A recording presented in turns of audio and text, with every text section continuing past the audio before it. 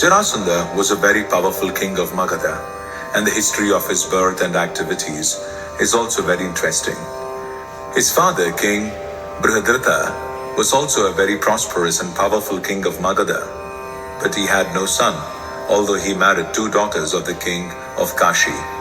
Being disappointed in not getting a son from either of the two queens, the king, along with his wives, left home to live in the forest for austerities. But in the forest, he was benedicted by one great rishi to have a son, and he gave him one mango to be eaten by the queens. The queens did so and were very soon pregnant. The king was very happy to see the queens bearing children. But when the right time approached, the queens delivered one child in two parts, one from each of the queen's wombs. The two parts were thrown in the forest, where a great she-demon used to live, and she was glad to have some delicate flesh and blood from the newly born child. Out of curiosity, she joined the two parts, and the child became complete and regained life. The she-demon was known as Jara, and being compassionate on the childless king, she went to the king and presented him with a nice child. The king was very pleased with the she-demon and wanted to reward her according to her desire. The she-demon expressed her desire that the child be named after her, and thus the child was surnamed Jarasanda, or one who was joined by Jara, the she-demon. In fact, this Jarasanda was born as one of the parts and parcels of the demon Viprachitti, the saint by whose benedictions the queens bore the child was called Chandra Kaushika, who foretold of the child before his father Brihadratha.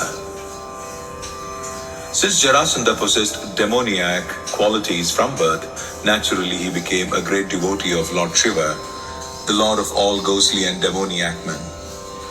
Ravana was a great devotee of Shiva, and so also Jarasandha.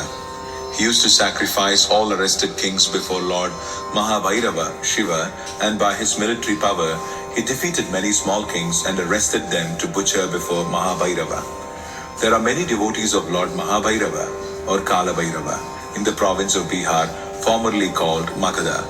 Jarasandha was a relative of Kamsa, the maternal uncle of Krishna, and therefore after Kamsa's death, King Jarasandha became a great enemy of Krishna, and there were many fights between Jarasandha and Krishna. Lord Krishna wanted to kill him, but he also wanted that those who served as military men for Jarasandha might not be killed. Therefore, a plan was adopted to kill him. Krishna, Bhima and Arjuna together went to Jarasandha in the dress of poor Brahmanas and begged charity from King Jarasandha. Jarasandha never refused charity to any Brahmana, and he performed many sacrifices also. Yet he was not on a par with devotional service. Lord Krishna, Bhima and Arjuna asked Jarasandha for the facility of fighting him, and it was settled that Jarasandha would fight with Bhima only. So all of them were both guests and combatants of Jarasandha, and Bhima and Jarasandha fought every day for several days. Bhima became disappointed, but Krishna gave him hints about Jarasandha's being joined together as an infant, and thus Bhima dissected him again and so killed him. All the kings who were detained in the concentration camp to be killed before Mahabhairava were thus released by Bhima. Feeling thus obliged to the Pandavas, they paid tribute to King Yudhishthira.